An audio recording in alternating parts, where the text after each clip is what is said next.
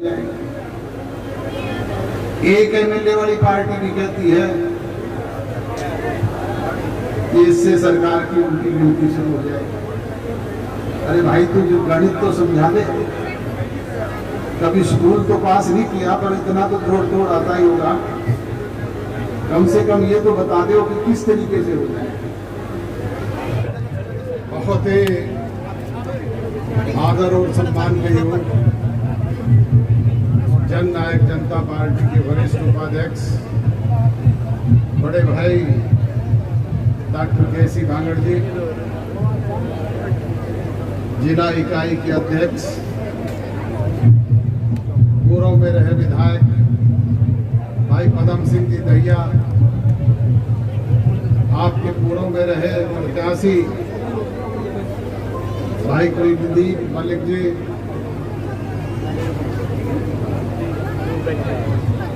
भूपेंद्र सिंह जी मलिक, आपके पूर्व में रहे प्रत्याशी बहन बबीता दहिया जी, आज के इस आयोजन के आयोजकर्ता राम प्रसाद जी शर्मा, मंच संचालन कर रहे राठी जी,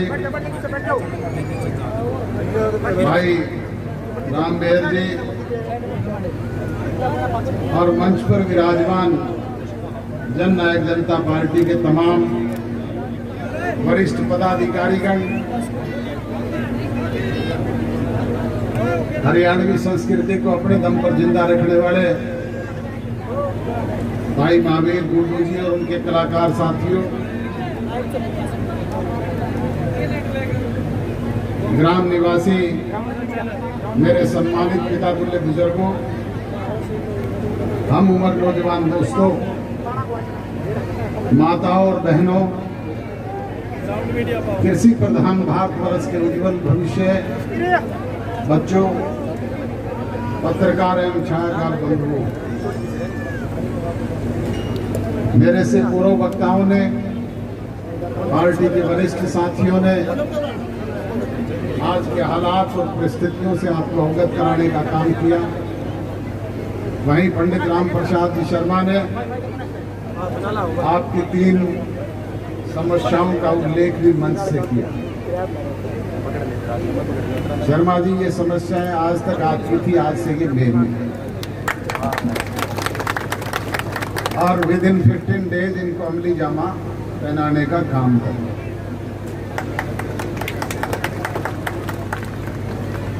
बुजुर्गों और नौजवान दोस्तों, बड़े लंबे अंतराल के बाद आप लोगों से रूबरू होने का, आपके दर्शन करने का मौका मिल रहा है। इसके लिए मैं आभारी हूं शर्मा जी का कि उन्होंने ये अवसर प्रदान किया।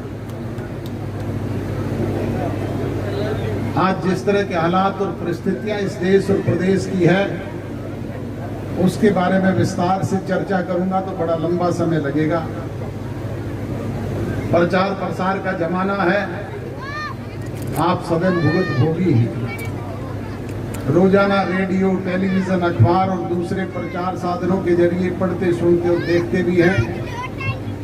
और आजकल इनसे भी तेज चलने वाली चीज सोशल मीडिया,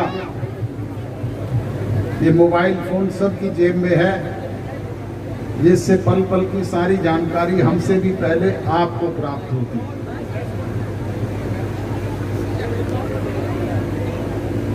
बुजुर्गों और नौजवान दोस्तों, जैसे ही हरियाणा प्रदेश में जन नायक जनता पार्टी और भारतीय जनता पार्टी गठजोड़ की सरकार बनी, अभी जुमा महीना ही हुआ था कि ये विश्वव्यापी बीमारी कोरोना जैसी महामारी पूरे संसार में फैल गई और इसके शिकार हम भी हुए। जहां पूरे संसार की राजनीतिक नहीं, आर्थिक अर्थव्यवस्था चरमरा गई, वहीं विकास का पहिया रुक गया। हम भी उससे प्रभावित हुए। जो विकास की गति तेज गति से घूमनी चाहिए थी, वो विकास का पहिया रुक सा गया। हमारी अर्थव्यवस्था को भी नुकसान हुआ, परंतु अब सरकार ने उन्हें उसे पटरी पर लाने का काम किया और सरकार निरंतर इस बात के लिए प्रयासरत है कि आपके बीच में कहे गए उन वायदों को पूरा करने का काम किया जाए, विकास को गति दी जाए, आपके अधूरे पड़ी योजनाओं को पूरा किया जाए, नौजवान को रोजगार उपलब्ध हो, माताओं बहनों का सम्मान बढ़े और फिर से विकास और खुशियां हमारे बीच में आए। इसी दौरान आपके बीच में ये बड़ौदा विधानसभा क्षेत्र का उपचुनाव भी आ गया और अब इस उपचुनाव को लेकर के सभी राजनीतिक दलों के लोग आपके बीच में सक्रिय हैं। तरह तरह की बातें राजनीतिक लोग आपके बीच में कर रहे हैं। हमारे राजनीतिक विरोधी, चाहे वो कांग्रेस पार्टी के लोग हैं, चाहे दूसरे राजनीतिक दलों के लोग हैं, वो भी आपके बीच में तरह तरह की भ्रमित बातें करने का काम कर रहे हैं। कांग्रेस और इंडियन नेशनल लोकदल के लोग कहते हैं बड़ौदा उपचुनाव के बाद सरकार की उल्टी गिनती शुरू हो जाएगी। मेरी समझ से दूर ये बात है कि ये सीट तो पहले भी कांग्रेस के खाते में थी, कम हुई है तो कांग्रेस की एक सीट हुई।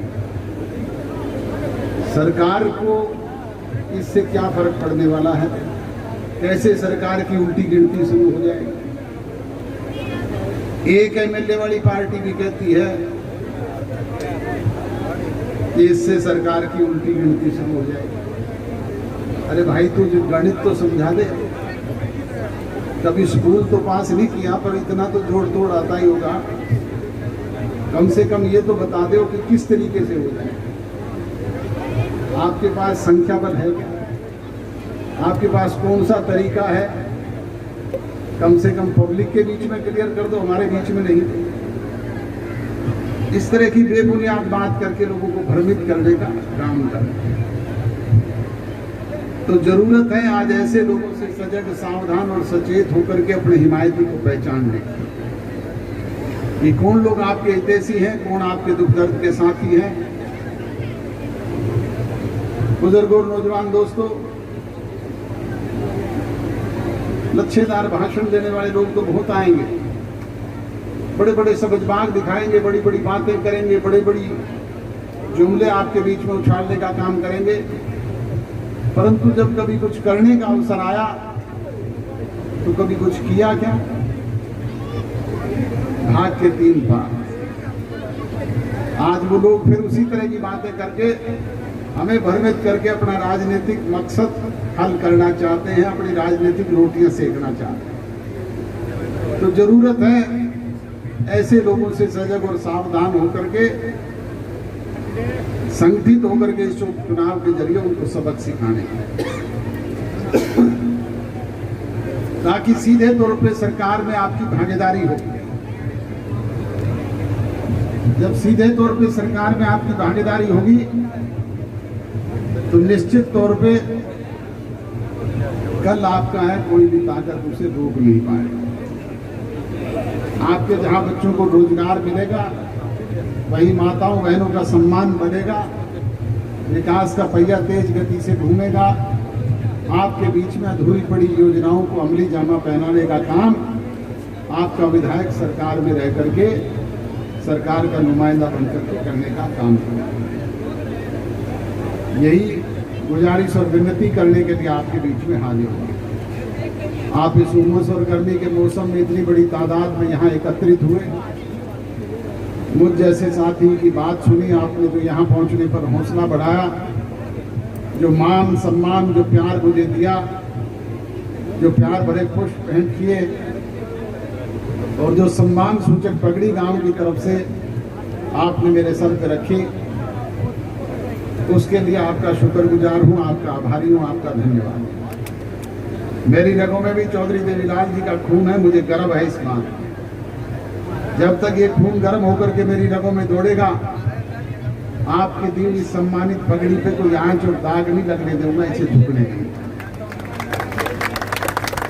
और आपसे भी गुजारिश और विनती करते हुए उम्मीद, विश्वास और भरोसा लेकर के जा रहा हूं कि आपका ये मान सम्मान, आपका ये प्यार, आपका ये लाड, आपका ये दुलार इससे भी समाया होकर के शुभ चुनाव के जरिए मिलेगा।